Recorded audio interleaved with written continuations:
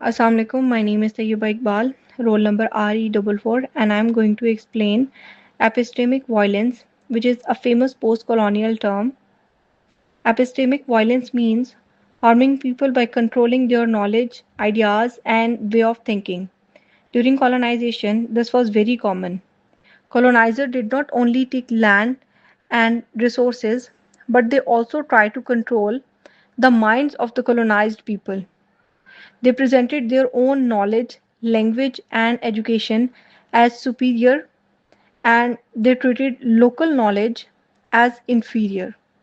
Because of this, many colonized people started believing that their own culture and traditions were not valuable. In this way, they were not only physically dominated but also mentally controlled. Now, if we talk about the important features of epistemic violence, the first one is silencing, which means the voices of colonized people were ignored or not allowed to be heard.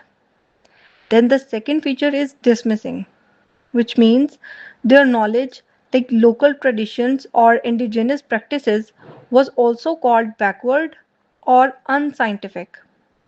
Then the third feature is devaluing, which means even if their knowledge was useful, it was seen as less important than the colonizer's knowledge.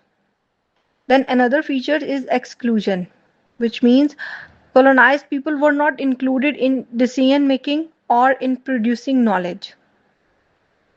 And finally, there is the important feature of one sided thinking, where only the colonizer's perspective was considered correct and universal. Then there are some important thinkers who explain this idea very clearly.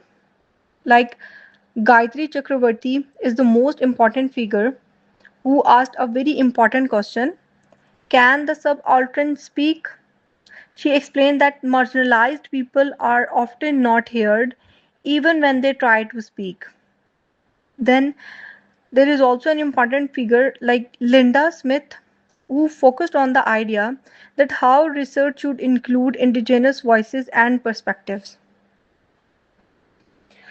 These ideas help us understand how epistemic violence work.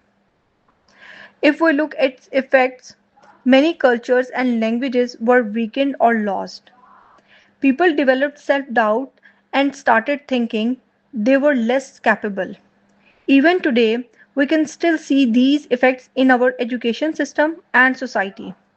But we can change this by respecting our own knowledge, language, and cultures, and by listening to different voices and understand that knowledge is not just one sided. So, in the end, I want to say that epistemic violence is not just a thing of the past, it still exists today. And if we want a fair society, we must respect every voice and every form of knowledge.